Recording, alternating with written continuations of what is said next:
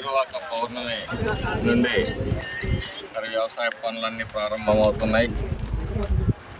ఈ సంవత్సరం రైతాంగానికి మంచి పంటలు పండాలని, వాతావరణం మంచిగా అనుకూలించాలని, అలాగే మార్కెట్లో మంచి మద్దతు ధర వచ్చి రైతాంగం సుఖ సంతోషాలతో ఉండాలని చెప్పేసి కోరుకుంటూ, మరి రాబోయే రోజుల్లో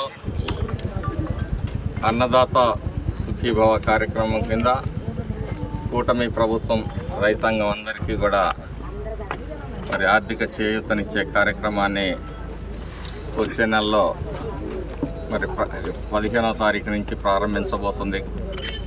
అలాగే రాబోయే రోజుల్లో మార్కెటింగ్ వ్యవస్థని, అలాగే శీతల గిడ్డంగుల ఏర్పాట్లు, రైతాంగానికి ఉచిత వ్యవసాయ ఇన్స్ట్రుమెంట్స్, మేలైన విత్తనాలు, ఇవన్నిటినీ కూడా ఏ విధంగా అందించాలో అన్నీ కూడా అందించడం జరుగుతుంది.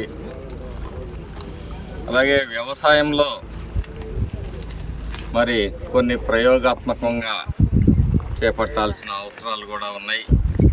ప్రతి రైతు కూడా ఈరోజు సోషల్ మీడియా కానీ యూట్యూబ్లో కానీ చాలా విషయాలు వచ్చినాయి.